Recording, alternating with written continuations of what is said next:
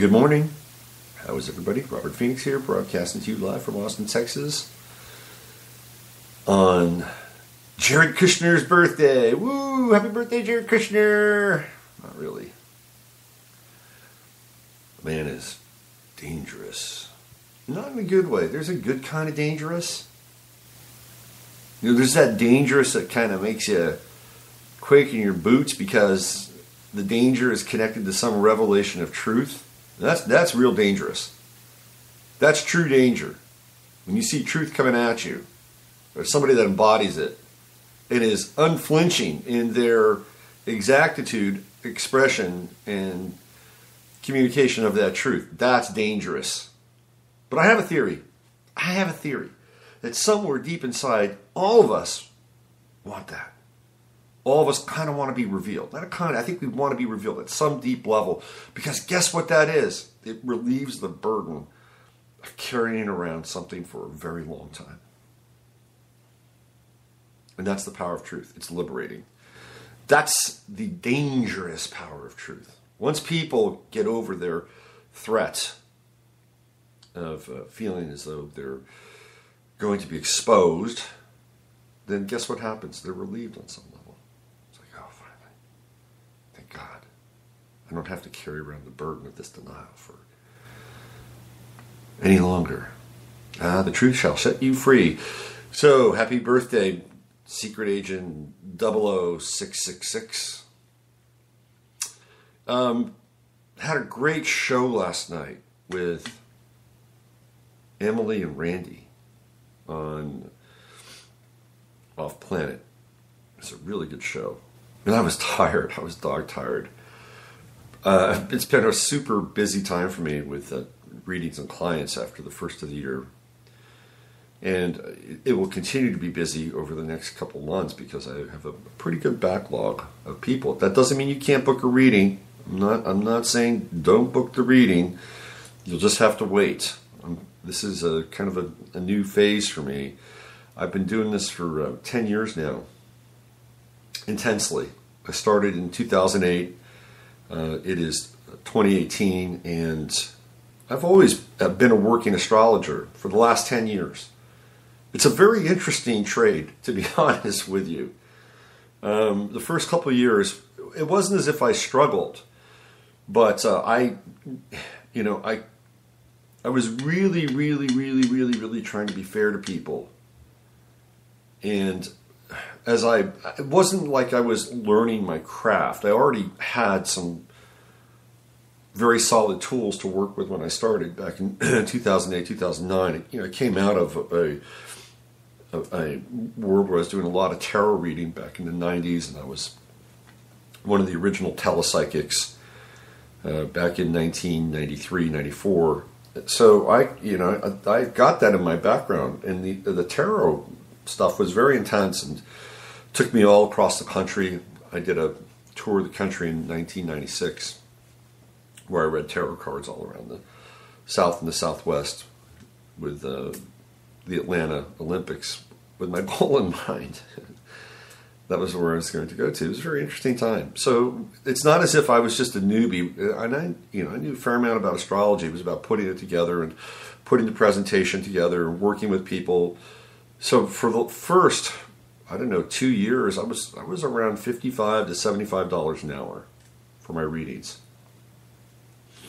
And part of that was because I wanted to give people kind of a break. And also, I was putting my game together for 2 years. That was like my apprenticeship. And 10 years later, I'm still, I think, in an economic spot where I'm still fairly affordable. I know there are astrologers out there that will charge $300 for a reading, and I'm half that. And I've had people tell me, charge more. In all honesty and good conscience, I think what I make is really good. And do I have to work hard for it? Yes, absolutely. And that's okay. I'm all right with the trade-off.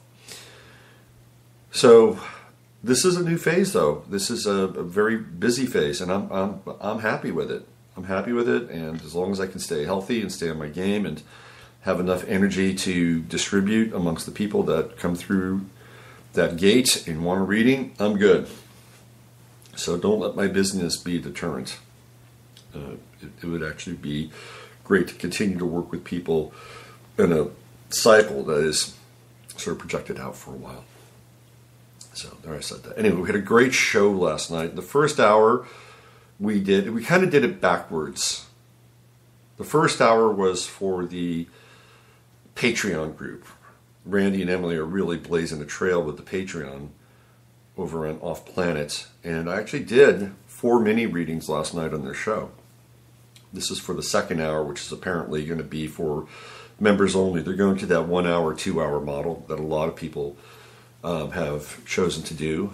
So then we did the first hour, which is just us, and it was a total brain jam. It was great. And I talked a fair amount about astrology, but Emily and Randy are so bright, and we have such great synergy together that it's just always really special working with them. So it was I stayed up late doing that, and that's okay. I had a great time, and I think it's going to go live in a couple days, so keep your eyes on that. One of the things that we talked about is this whole piece around people getting burnt out from politics. I was on a show with Shima Moore on Monday night. It was like, we don't really want to go into politics. I want to keep this about the personal. And I'm like, okay, that's fine. We can get into the personal. I don't have a problem with that. You know, I can be reined in. I don't have to, put my stormtrooper boots on in every show. But it kind of happened again last night with Remily. Should we just call him Remily? Oh boy, no.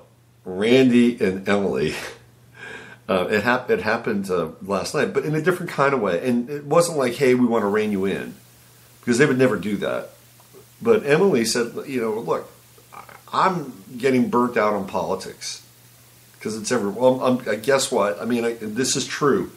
Some people are experiencing political burnout, that their adrenal cells are getting fried by all the political talk. You can't get out of it, though, and we're not going to be able to get out of it for the next 3 years with Saturn and Capricorn. It just ain't happening. I'm sorry. It's going to be front and center. It's going to dominate and permeate our lives for better or worse. And there is a deeper thread going through this, which I want to touch on today. We're going to talk about today. And try to establish,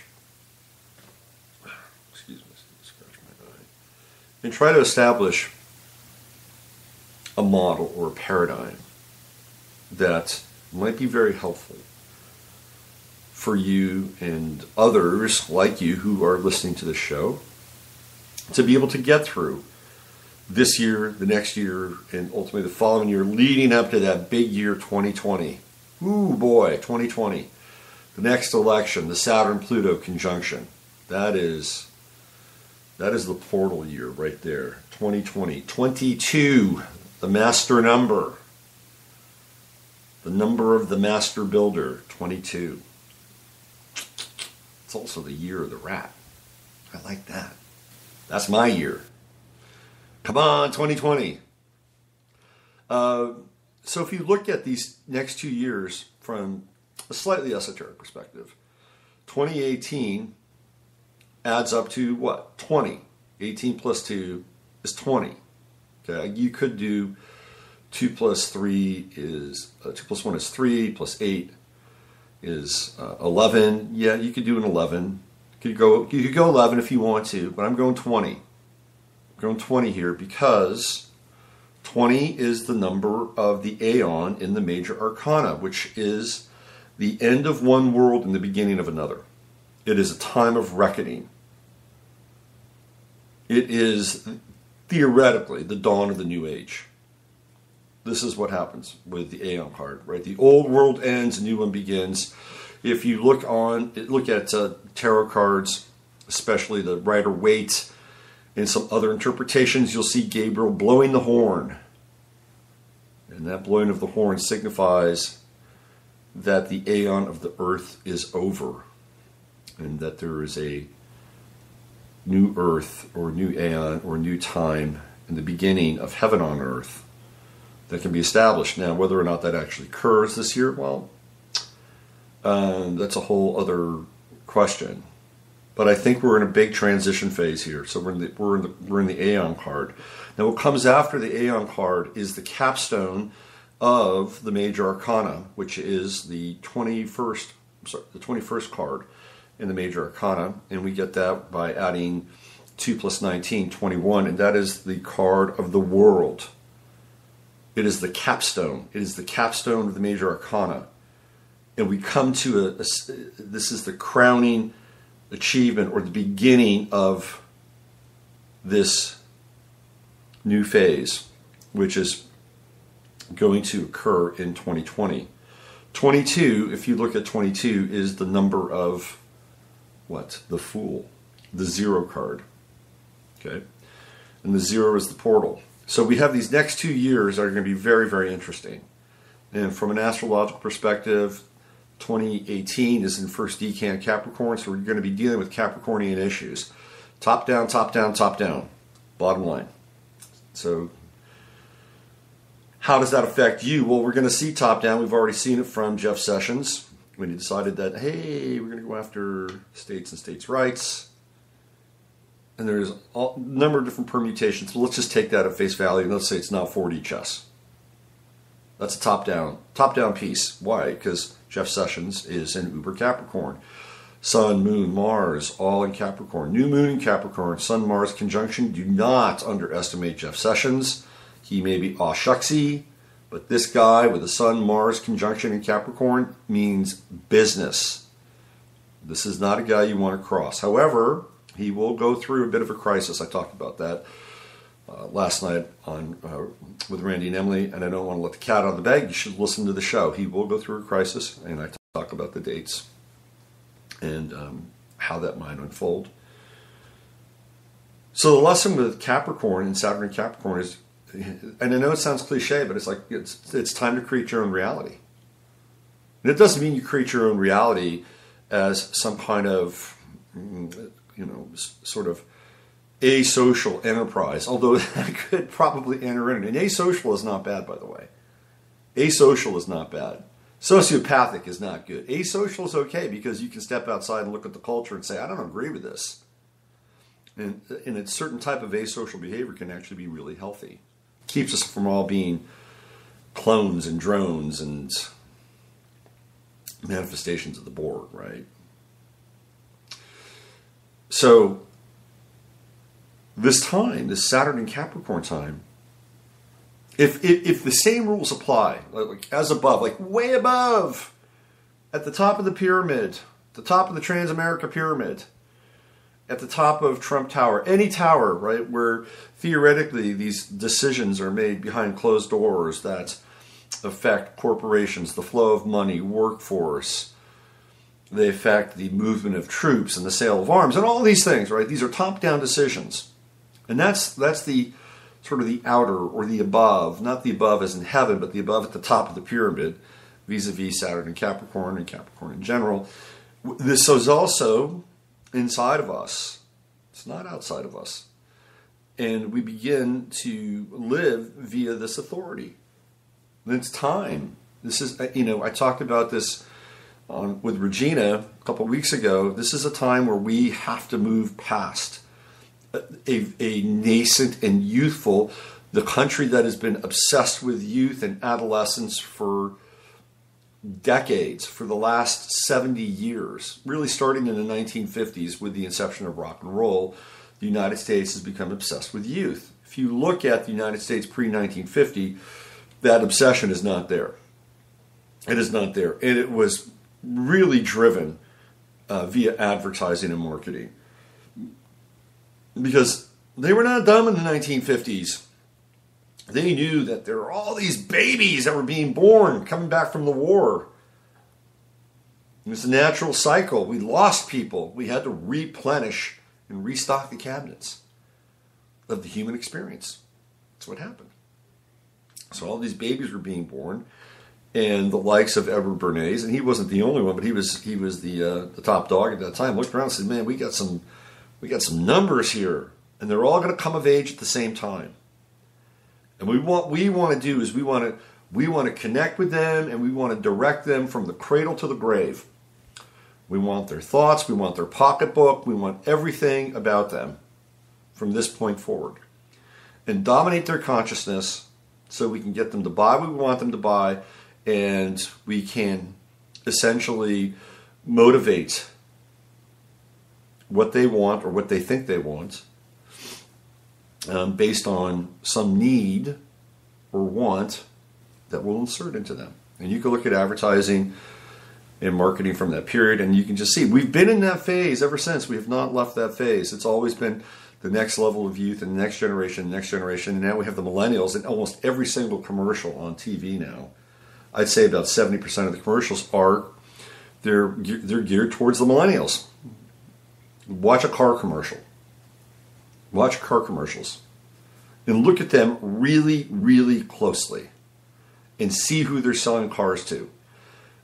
I would say maybe 15% of the cars that are being sold, or trucks, and that's a big demarcation. The truck is very different than the car, are geared towards a certain type of older male consumer. Okay?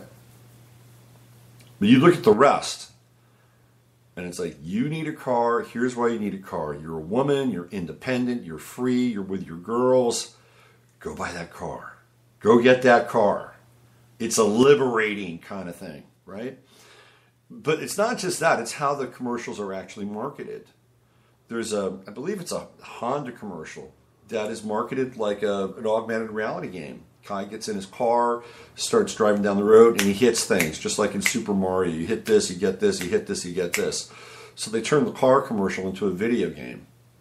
Who are they marketing that to? They're not marketing that to me. Not at all. No, they're queuing up Bob Seger for me. Like a rock. Not really me, but you know what I'm saying. This is oh yeah. By the way, Bob Seger was one of the best concerts I've ever seen. And I was really young. I think it might have been my second or third concert. It was also the first time I partook. And it was, what a lineup. It was at the Oakland Coliseum. And the opening band was a group called 38 Special. Some of you might know that group. 38 Special's big hit, which would come at the end of the 70s. It's a great song. It's called Hold On Loosely, but Don't Let Go. It's a great song. But when I saw 38 Special, they were kind of like Leonard Skinner wannabes. Like, yeah, okay. And then Bob Seger took the stage. I didn't even know who Bob Seger was. I kind of seen his albums in the album bins. You remember, I'm 13 years old at the time. And he got on stage, and man, Bob Seger just killed it. The Silver Bullet Band was amazing. He had a sax player named Alto Reed. That was a cool name, right? That was fantastic. It was like, seeing Bob Seger kind of changed my life at that point in time. And then, of course, the band that I was really there to see took the stage. Kiss. That's right, I saw Kiss.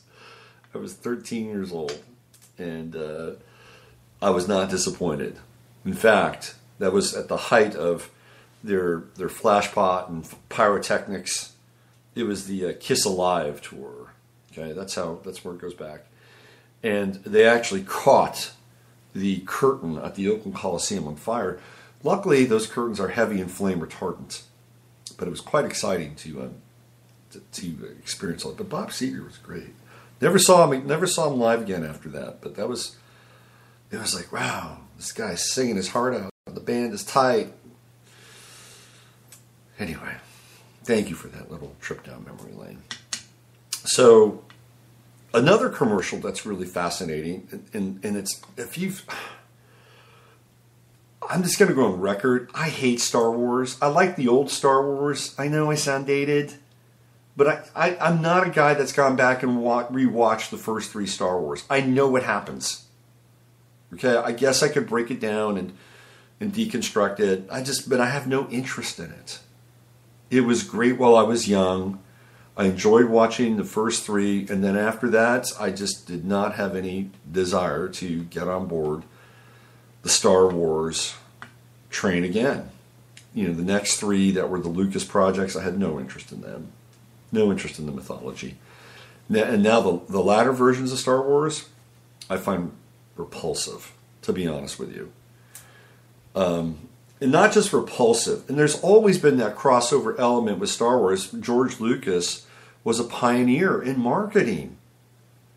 I mean, if you look at film, when did we have a film that crossed over into so many arenas? Via comic books, via toys, ultimately cartoons. Star Wars is the Ten Commandments. It's the thing that everything else became defined by.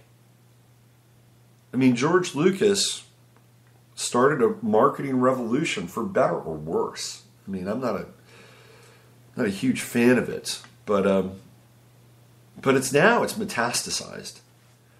It's totally metastasized. If you looked at when the latest Star Wars film, I don't even know what it's called, but when it broke, there is huge crossover with the NFL Network. Like, they were spending big marketing dollars with the NFL Network, and they were plugging morning shows where they're talking about football. For 7 days, they'd have a kind of a Star Wars tie-in. I was like, oh God, this is like totally whorish. And then the car commercials jumped in. This is where this is all going. The car commercials jumped in, and you could see, like, the one that really sticks out in my brain is there's a dad, and he's in the passenger seat, and there's a young woman, and she's in the driver's seat, and you could tell she's not necessarily learning how to drive, but she's a new driver. And she comes up to a scene that is, she's going to have to experience road work, and there's chaos. And the good dad is saying, "That's okay, you've got this, just, focus, keep your eyes straight ahead." And all of a sudden the scene morphs into a Star Wars tie-in. And she's navigating through these, the giant, horse-like things from The Empire Strikes Back, right? Those things. And she's all of a sudden she's become whoever the new Luke Skywalker. I don't even know. I'm sorry, I'm just not dialed in. But it's the young girl who's the Jedi, who replaced the young guy who was the Jedi, which is so 21st century. Got to have it. Got to have that. Anyway, she becomes that kind of that figure, and she navigates in her brand new car, but it's Star Wars that carries her through. The Force was with her. This is who they're selling cars to, right? This is where it all goes back. It is one unending wave since the 1950s. Nothing has really changed, except perhaps the end user. They're targeting new end users. Nothing wrong with that, I suppose. Times change, but you just have to be aware of what's taking place. Anyway, last night we were on the show, and we got into this talk about, well, what can we do spiritually about the times that we're living in? Because we need solutions, right? I mean, this is really what Randy and Emily were talking about. We need, and we do. We do. We have to have something inside of ourselves. And I'm not necessarily sure it is solution-based, but I feel like we have to have a navigational touch point to get us through this experience, which I think is important. And one of the things that I brought up is that, well, let's define what spirituality is. Where are we on the spiritual spectrum? Are we in the post-New Age? By the way, I found out that Doreen Virtue's become a born-again Christian. that was really interesting when I read that. Some of you know who she is. Some of you don't know who she is. She was, I believe, Hay House's top producer in terms of like things like tarot cards or angel cards and books and DVDs. I think if you put all of her product together, she was Hay House's biggest producer. I think it was on January 7th of 2016. She was in a church and she had a direct visitation with Jesus. Appeared to her right there in the church, and that was a game changer for her. She decided that she wanted nothing to do with the New Age. After that, she has signed all of her royalties over to Hay House to have them be funneled into a charity that Hay House is connected to. So she's no longer making any money off of her previous work, and she's basically disowned and disavowed it all. It's a very interesting turn of events for one of the most productive and probably one of the more affluent people in the New Age scene. It's an interesting moment in time. But apparently there's also the kind of a... So she got the call. She got the call. She saw the guy, saw the man, and... But apparently she's going to a church that promotes, this is according to this blog that I wrote, that promotes homosexuality, right? They're okay with it. So that's the church she goes to. So she's, they got to cut her a little slack as a newbie, as a Christian newbie. They got to cut her a little bit of slack. But the question is, what is that spiritual model? And I think that to some extent, a lot of us went through the New Age. I know I did. I was a total New Ager in my early 20s.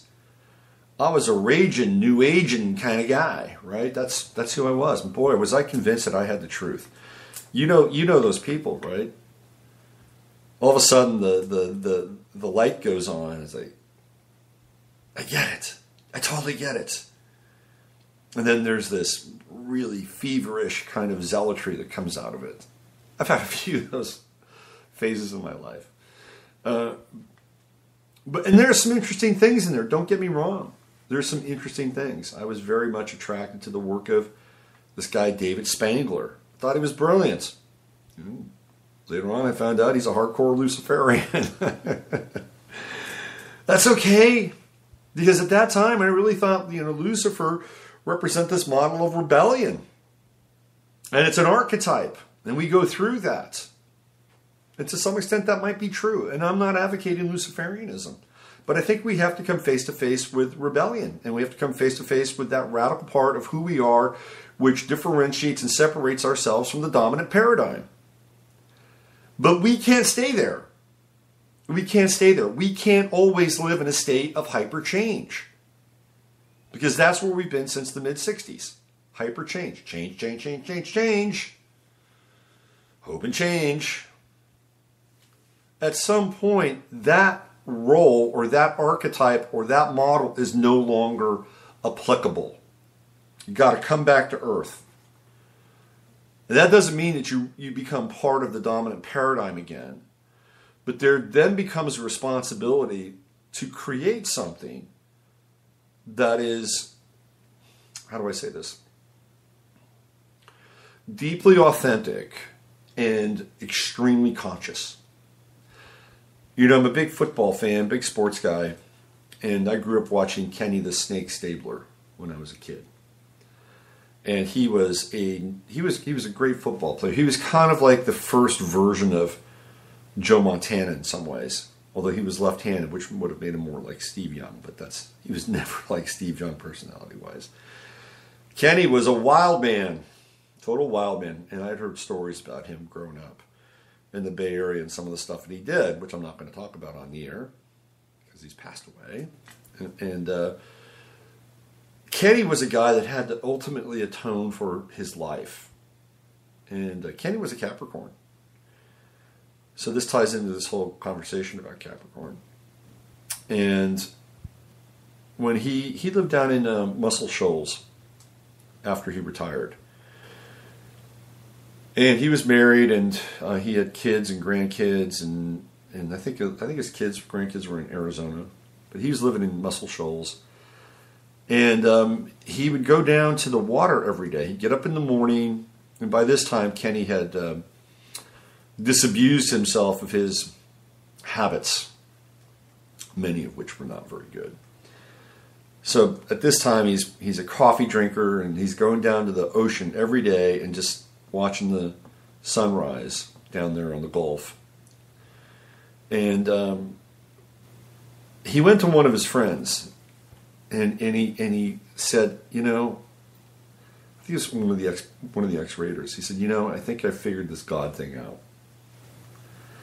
And the player said, really, Kenny, tell me about it. What is it?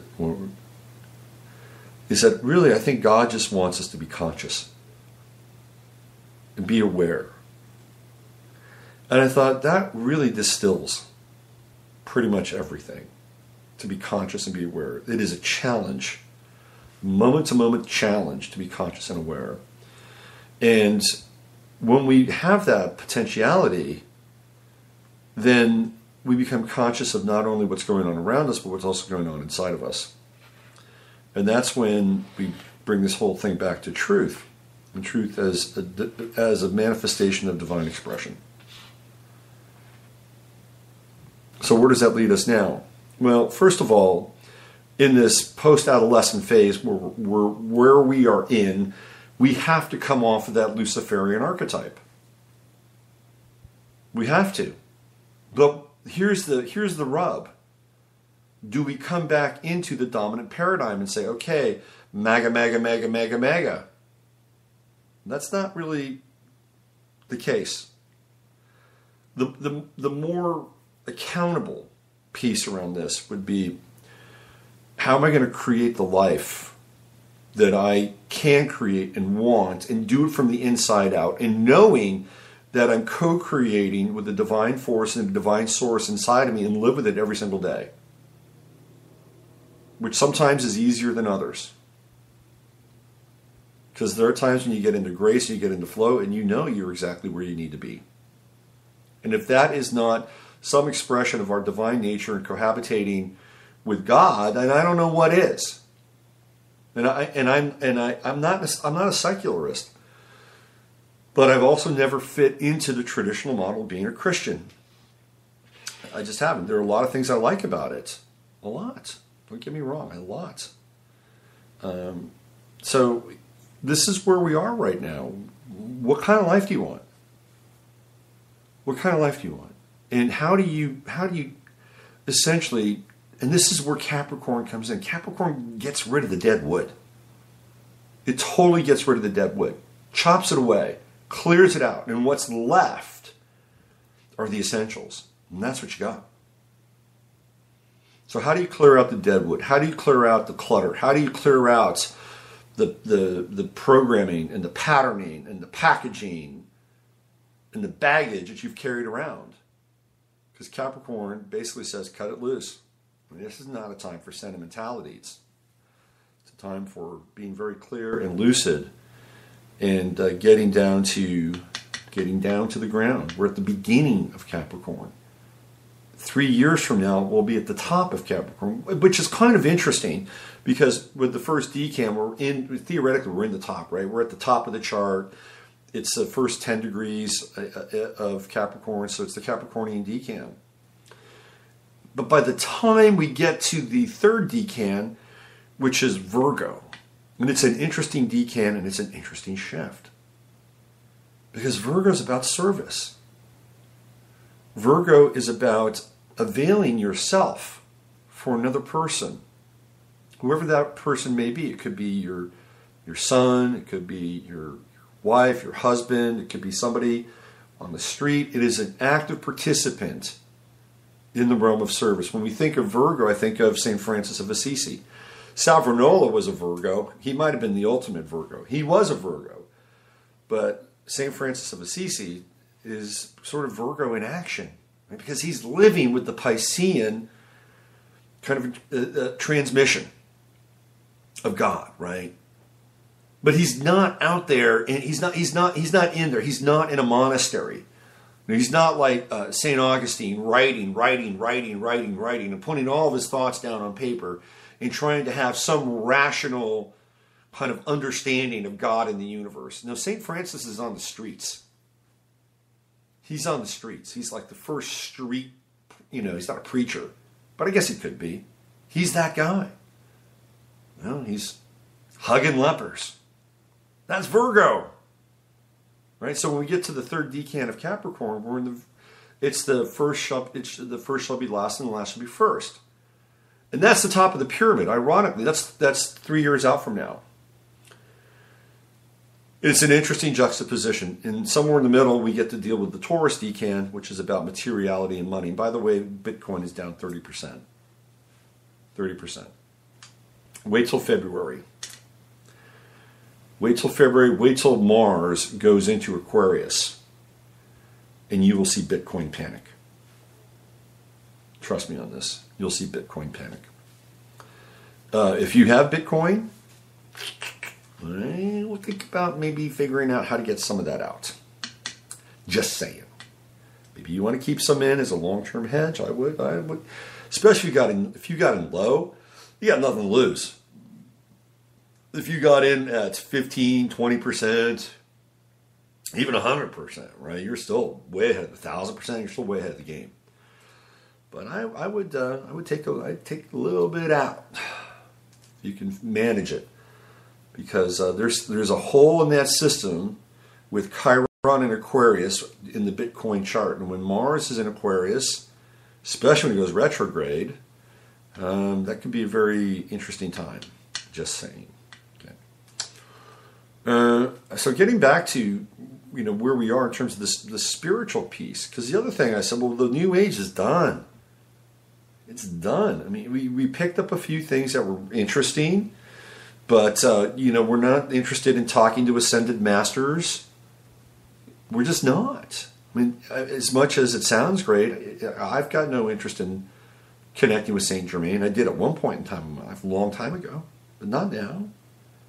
No. We're not really interested in these spiritual authorities telling us what's right or what's wrong. And they don't have to be ascended masters. They can be people like Marianne Williamson or Deepak Chopra or Oprah. Oprah. She's in the news now, isn't she?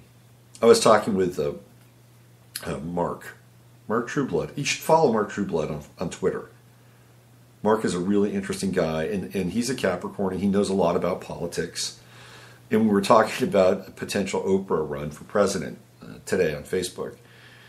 And I thought to myself, if criticizing Barack Obama evoked shrieks of racism, just wait if Oprah Winfrey ran for president. She'd be unassailable to some degree. But then I said, look, I think if you had somebody like Oprah run for president, it could be the wrecking ball of PC. I'm not saying the PC would be the wrecking ball. It would take the wrecking ball to PC. We could have riots in the streets over an Oprah presidency. That would be interesting. I don't think it's going to happen though. So the New Age is not an applicable form of spirituality anymore. To some degree, it's just not. So then it's like, well, what is next? What is it? Is it Christianity? Is that going to be the model? Is it Islam? I mean, and Christianity can be a beautiful thing, but it's not what a lot of people are sort of dialed into from a cultural perspective. A cultural perspective. I'm not talking about a spiritual perspective per se, but a cultural perspective. Church or the mega church. I went to church with my mother when I was in California. It's very sweet. It's a very sweet service, and a lot of really, dedicated and imperfect people under one roof. That was my experience of it. And everybody just doing their best to live a better life and being supported in that through the context of the church. It was nice. I enjoyed it. I didn't see Jesus though. I didn't have that moment. But it was good to be there. And I actually felt pretty good when I left. I felt a little peaceful after I left. That was an interesting kind of experience for me. So where is this spirituality coming from? Well, the spirituality is coming from a place where the potential for it. This is my interpretation. The potential for it is not necessarily where we are now to some extent. Although it's always there, you can always connect in with it, right? I mean, this is the timeless and eternal pulse.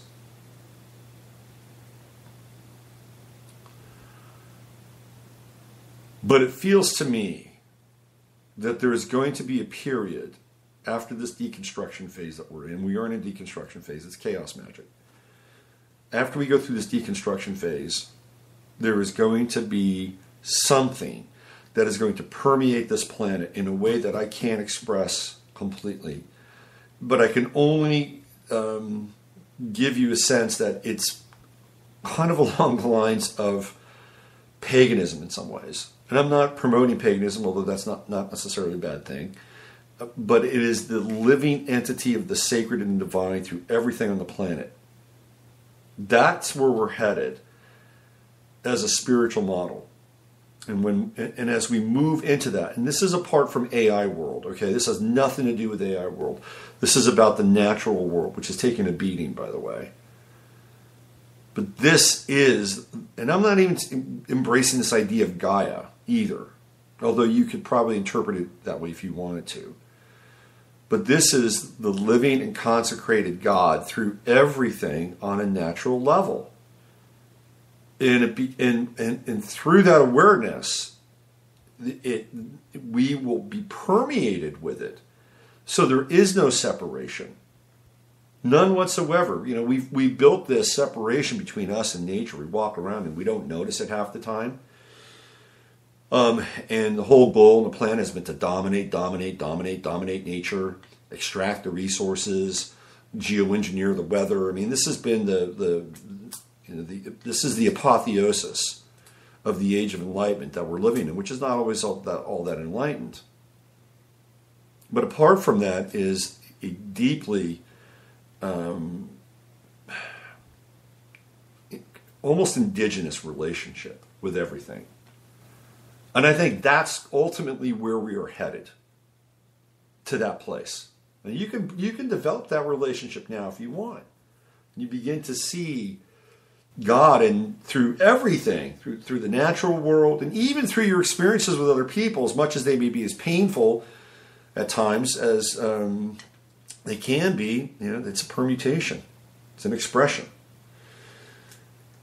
But if you look at the title of the show, for today's show, it says, the world is a super collider of momentum. And this is kind of where this all starts. In 2016, I was doing a lot of writing and talking and posting about Trump during the election, the electoral process. But I was fascinated by what was going on, not just from his presentation at the debates, where he completely dismantled everybody. Have you ever seen somebody do something like that? And you can't tell me that everybody in those rooms were paid off to take a fall. Marco Rubio was turned into a puddle of hair gel during the debates. And he just kept repeating the same thing over and over and over again. That was really weird and totally embarrassing. And that was done. He was done. And Trump just picked these guys off right and left. Right. He kind of left Christie alone because I think they're related, aren't they? Aren't they cousins? Trump and Chris Christie, I think they are. But I've never seen anybody do that in the electoral process. Because generally speaking, and here's where it gets interesting, because the media gave Trump a lot of shine. Megawatts of attention. You go back to 2000, and actually 2004, and Ron Paul, who had great ideas. And on the other side of that, you had Dennis Kucinich. Great ideas. Did the media give them any shine? No, very little. In fact, they did everything in their power to turn down the volume on Ron Paul. And Ron Paul, of course, had the money bombs, and he was blowing everybody's mind. Who is this guy? Where is he coming from? You know, all that stuff, right? And Ron Paul was kind of the first guy to deal with the populist. He was a populist guy in a lot of ways. He was speaking to people who were tired of governments, wanted less government, wanted more to do with their money. It was basically the Tea Party, the beginning of the Tea Party, the revolt against rhinos. Of course, that got completely astroturfed. But that's where it started. And you can see that the Trump election was kind of an outgrowth in that, even with the inclusion of Steve Bannon, who was one of the early creators of the Tea Party, and getting behind that nitwit Sarah Palin. Although I have to say, Sarah Palin changed my life for the better. That's another story. But the thing that really, so I thought that was really interesting. And the media was invested in Trump because he was a media figure. I mean, that's where, people could say, well, it was all rigged. That if they didn't want Trump to be elected, they would have just, turned away. They couldn't turn away from him. Because he'd had a TV show for what, 14 years? The Apprentice was on for like 14 years. And when I blew my mind when I found out how long it'd been on. And I remember watching The First Apprentice, and I thought, oh, this is genius. This is totally genius. So they couldn't turn away from Trump. He was a part of them. He was a part of them. And they knew that he was responsible for huge ratings and lots of money. And let's not forget that the media is engaged in not just twisting our minds and signaling us in a different direction if that's what they want to do or are told to do, but they're also into money. And Trump equaled money. They wanted Trump to be a part of this thing because he was the most bankable cachet that they had. Do you think the media wanted John Kasich or Bush, Jeb Bush, or even Ted Cruz? Did they want Ted Cruz? They didn't want Ted Cruz. No, the guy. I mean, you watch 5 minutes of Ted Cruz and you want to take a shower. No, they wanted the Rock'em Sock'em robot face-off between Donald Trump and Hillary Clinton. Are you kidding me? That was the ratings bonanza for the networks across the board. So they had to give Trump his day. There was money involved. They wanted those eyeballs, and so they took a chance. But then they thought Hillary had such a strong base, and it was her time. She could build on Obama. She had a legion of women behind her, and ultimately it would go in her direction, and it didn't. And what I told people during that time, because people were giving me a lot of flack, why are you behind Trump? Why are you behind Trump? And I said, look, I'm not really behind Trump per se. What I'm behind is, number one, I want to see somebody different in the White House. Not just somebody different, because Obama was different.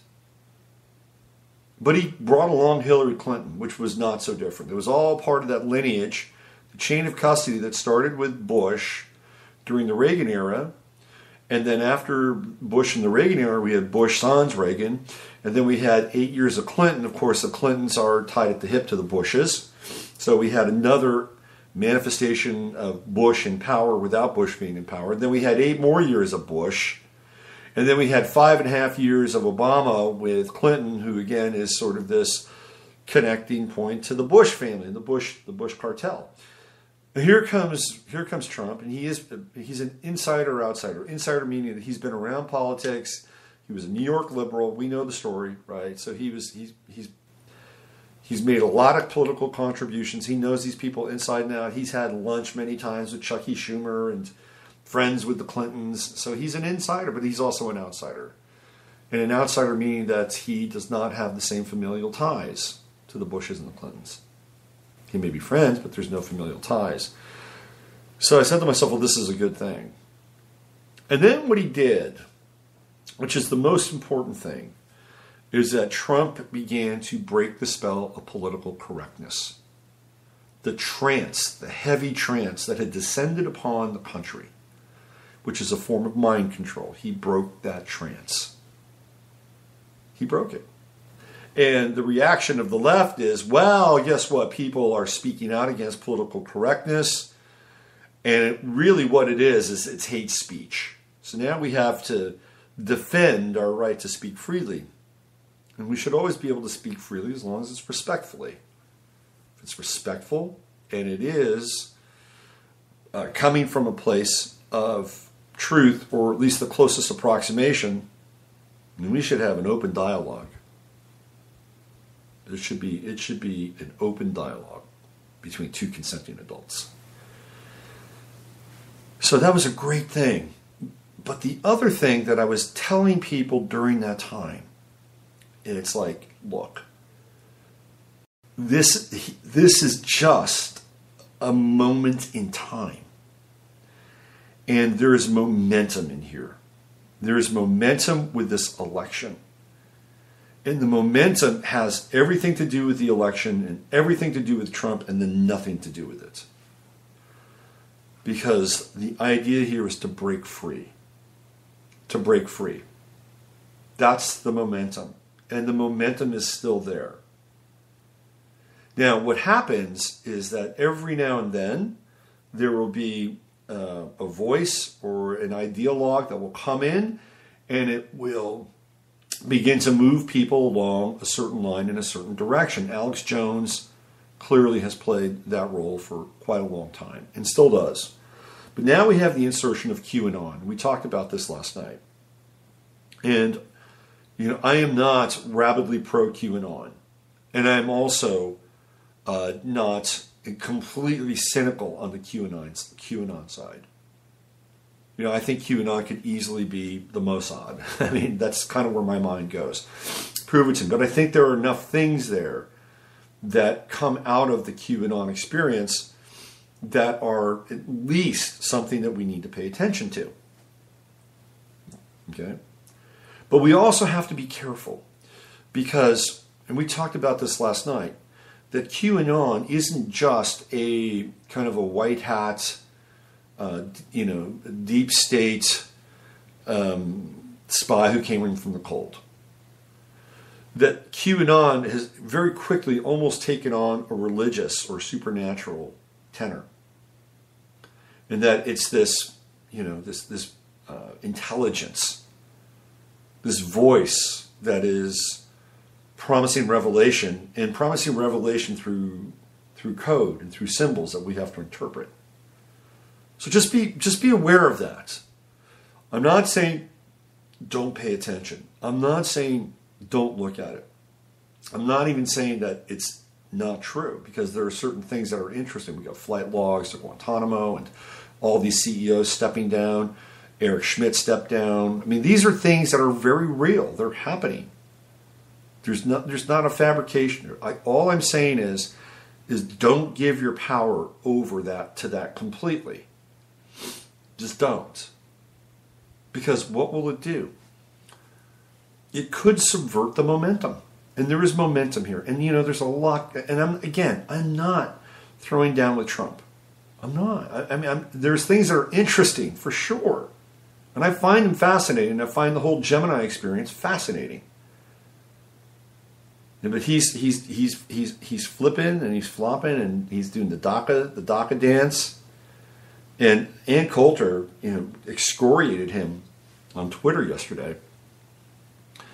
And she said that he's going to lose his base. And I'm telling you right now, he's got that Saturn opposition to Mercury and Venus in his chart that's coming up. And that Mercury, Venus, Saturn, that's his base in Cancer in the 11th house. And he could very well begin to lose some of his base. Anyway, I don't want to get too derailed here. But what I wanted to share with you today is that there is momentum. There is momentum. And you have to understand this process of momentum and the breaking of the chains of custody. And in spite of all the bullshit, the fire and the fury and Steve Bannon, and by the way, I get where Steve Bannon is coming from. A lot of people think Steve Bannon is a whore.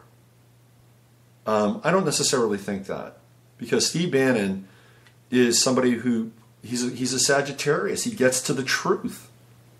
And if he saw what was going on in the White House, and he saw that Javanka were taking control of the White House and basically turning Trump into a rhino or a kind of a righty liberal, Steve Bannon's not going to abide by that.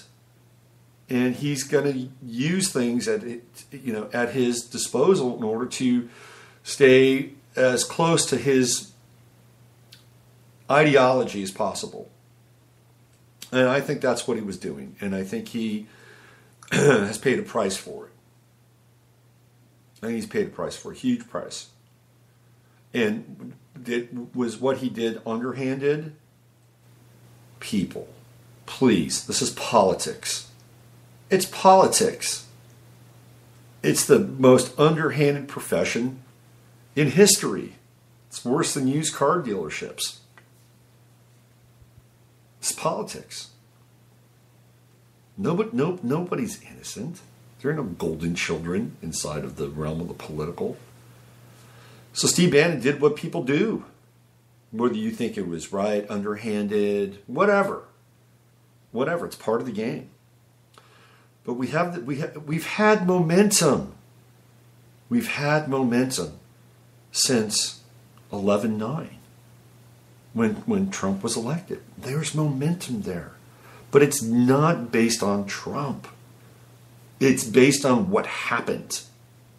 It's based on what happened. So here's where here's what Emily and Randy were kind of getting at last night. Don't let it derail you. I mean, yes, we can get into this, and I get into this, and I try to sort through it and play with it and reconfigure it and maybe make you laugh every now and then. But don't let it bring you down, because there's momentum here. And if you take that momentum with this Saturnian and Capricornian sense of responsibility about creating the world that you want to create and getting rid of the shit and getting rid of the baggage and getting very real, this is where the spiritual potentiality is. Because momentum is everything in life. You watch a football game. If you watch that game between Kansas City and the Titans, you can just tell the moment the momentum changed. It's when Marcus Mariota had that weird play where he basically threw a pass.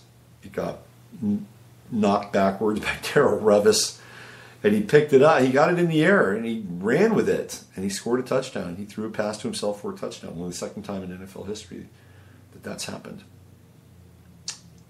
And the momentum changed. It changed, and at that point, you could just feel it.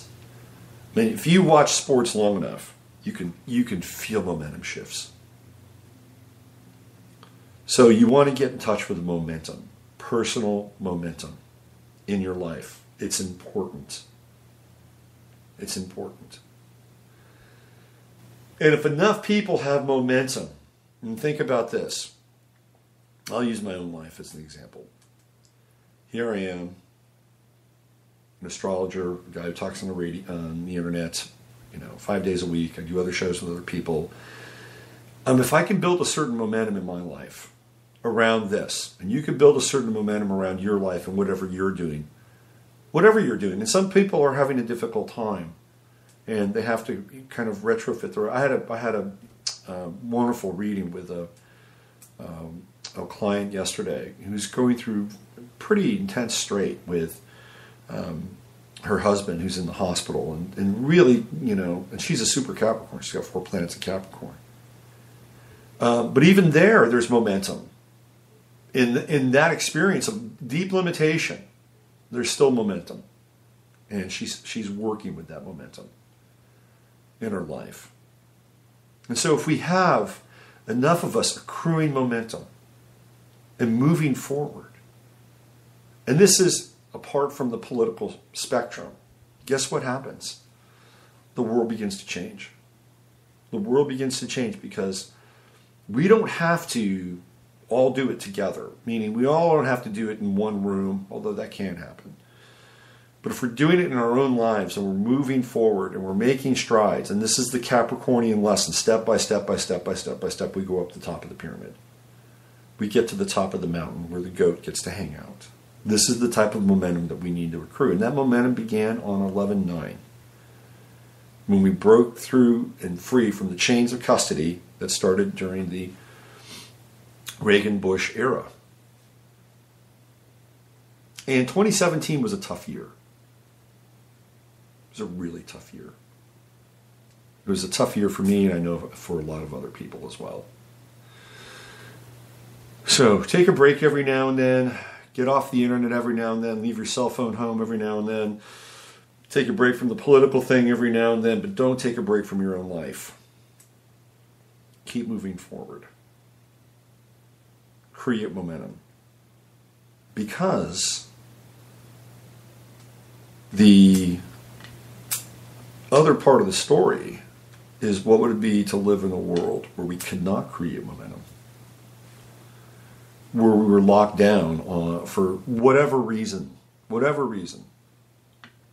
And it could be an ideological lockdown, or it could be a geopolitical lockdown. For whatever reason, keep that in mind and cherish this time. Cherish this time. It's important. Because for all intents and purposes, even though this idea that we're free is sometimes a complete and utter illusion, on some level there is an implied level of freedom that you have and I have right now. Take advantage of it. Don't let it go to waste. Don't let it be idle. Create that momentum, and if enough of us create momentum in our lives, we change the dominant paradigm. And then the matrix itself begins to cohere to whatever it is that we're building, we're growing, and we're going through. And this is the time to do it. We are living in the time of the Aeon, a time of reckoning, the end of one world and the beginning of another, and let that be a maximum model for your own life. That's the model right there. All right, I'm going to get off here. I've been ranting and raving and doing a little preaching today.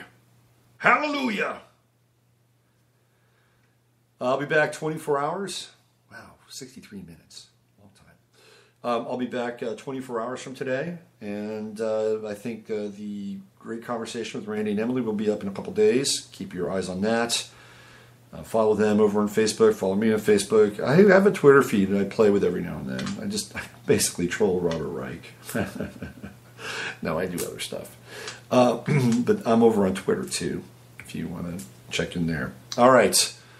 Use your head to discern what's real, your heart to stay up when it's possible. I'm Robert Phoenix. Thanks for listening as always.